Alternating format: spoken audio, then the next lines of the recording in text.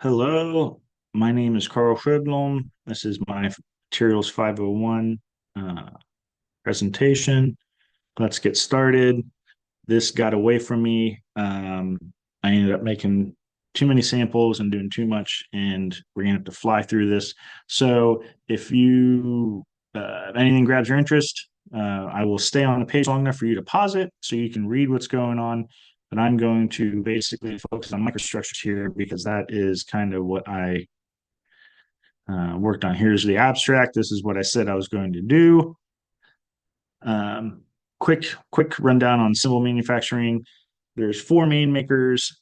These are all fairly expensive. I do not. I have these, but none are broken. So I'm not going to sacrifice any of my expensive cymbals for this project.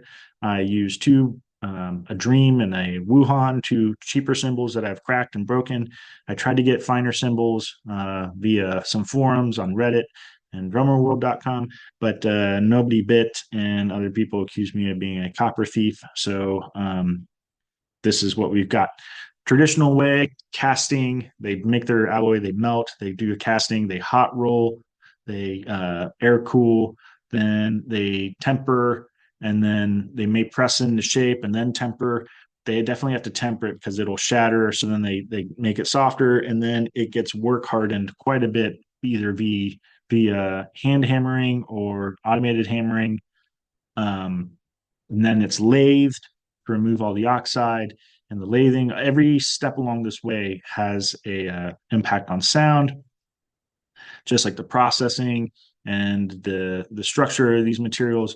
As we talked about early in this class, they all come and have an effect on sound. So here I'm going to hit two cymbals.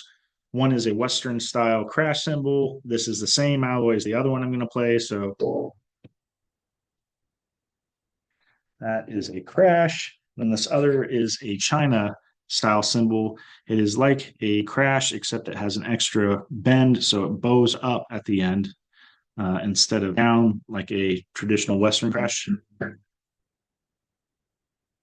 So I don't know if you can hear the difference, but those are clearly very different sounds, even though they are the same material. So processing has a huge effect. Here's our cymbals. These are the two that I made samples out of. The one on the left is a 20-inch crash from Dream, Canadian company, made in China. The other is Wuhan. That is a China style cymbal. It's a 14-inch. This one is old as dirt, and they're both broken and cracked, so I cut them up. A quick aside, this one broke in a weird way, so I cut into the crack on both sides to preserve the fracture surface. Looky there, we got a defect. Um, this is the time for me to thank all my colleagues. I am fortunate enough to have coworkers who seem to like me, so they were happy to help. Here we have an SEM image of that same defect, and there we have some false color. You can see the lathe marks going right over it. This is deeply embedded in the material. If I have time, I will make a sample out of this and try to get a free cymbal. Here's what we did, or what I did. We had the two cymbals. We did three orientations in the as is, the planar, radial, and tangential. I'll show what I mean by that. Um, then from there on down, I only did the radial orientation for my other samples. So I did 1300F. I contacted Sabian.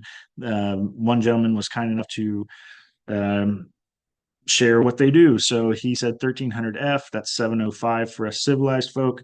And the first set, I did a 1, 5, 30, and 16-minute soak. And then I just took the part out and I set it on the bench to cool.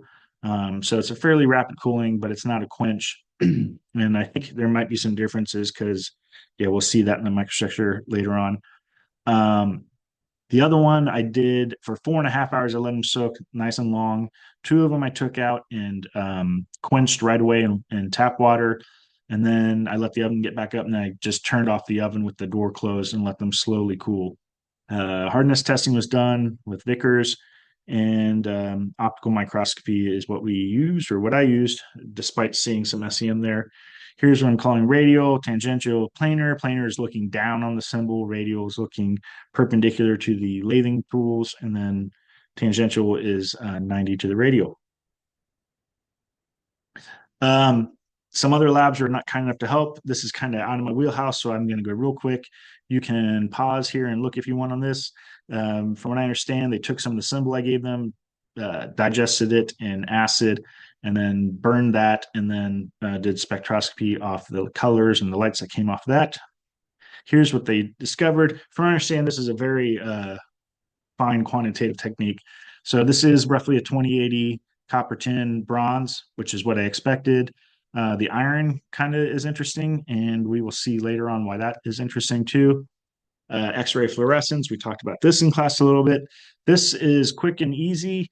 I didn't have to do much sample prep for this. They could just take the sample, but the problem with this is it's more qualitative from what I understand. It's good to see if you have something there, but if you really want to know, get down to the nitty gritty, you're going to have to find other quantitative techniques. Here's one lab's results on this. You can look at this. As you can see, they're saying 70-30, and the other technique showed it was much closer to 80-20. Here's a comparison method another lab did, and they also got a standard, which we will get to. So this is kind of interesting. Note this middle, or this second one here, the iron content, how the Wuhan symbol had a higher of that. I believe these were 80-20. So the other, once I discovered that, the other lab was kind enough to get a casting with the cert. Here's that. So this is an 80-20. So then I had that to throw into this. Now we know what it is. It's a copper tin bronze, 80-20. And I kept it in all my little heat treats just above that 700 there, and that nice alpha beta area.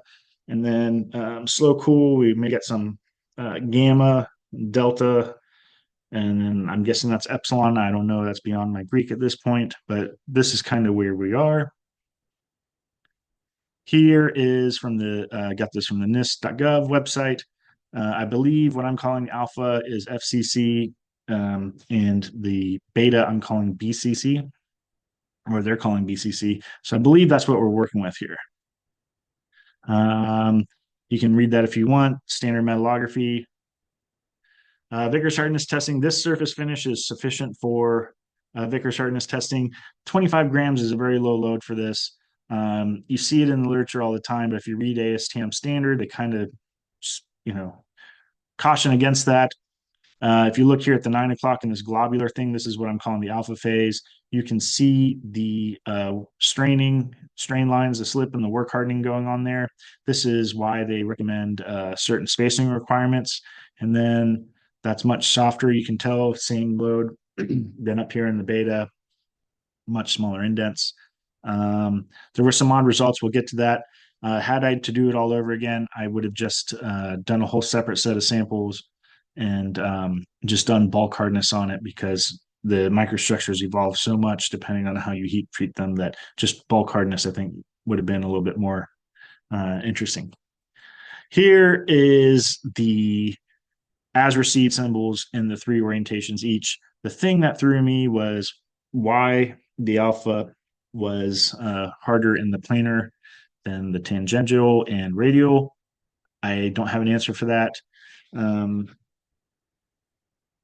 I just don't have an answer for that. I kind of expected different microstructures. Unfortunately, I have to skip through that. I've skipped through a lot of it because there's just no time. This ended up being a lot more. I should have just stuck to one. Here is the different heat treats. Same kind of trend between the 2 symbols. Take a look, pause if you want.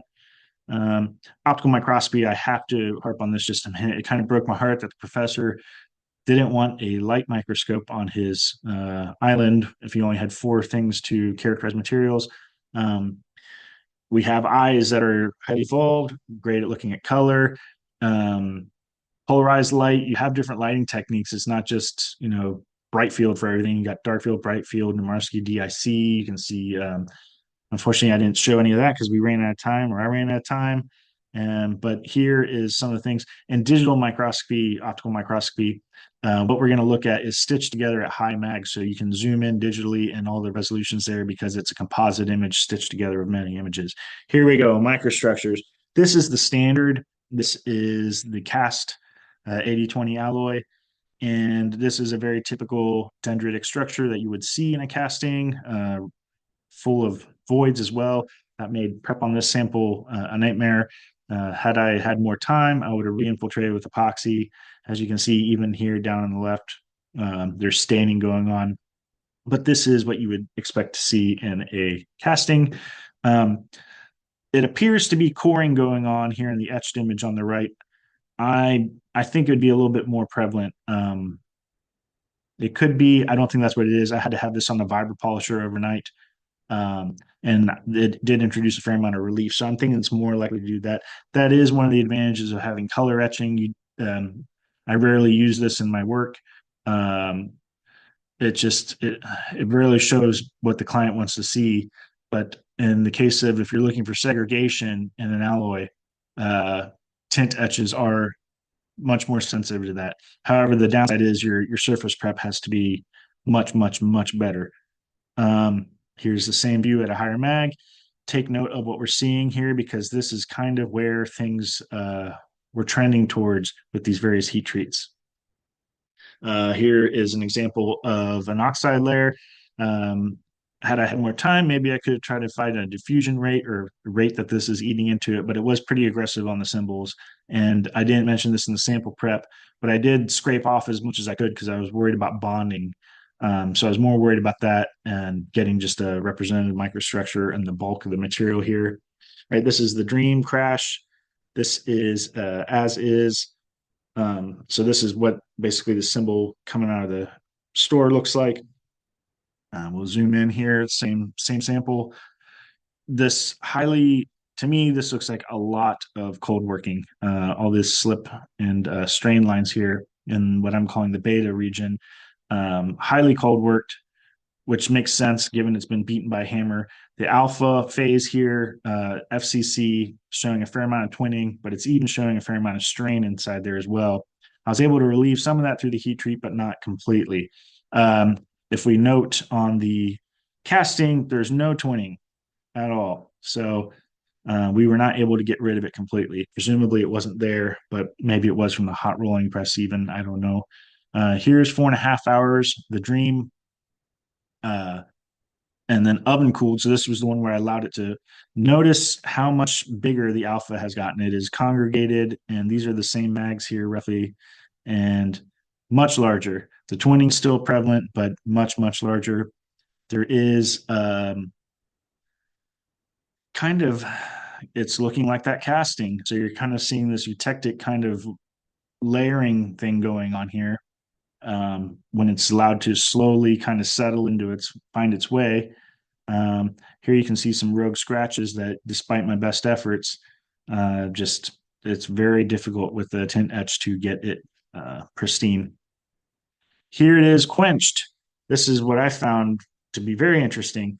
There's almost no work hardening left. It pretty much got it all out. But why is there some?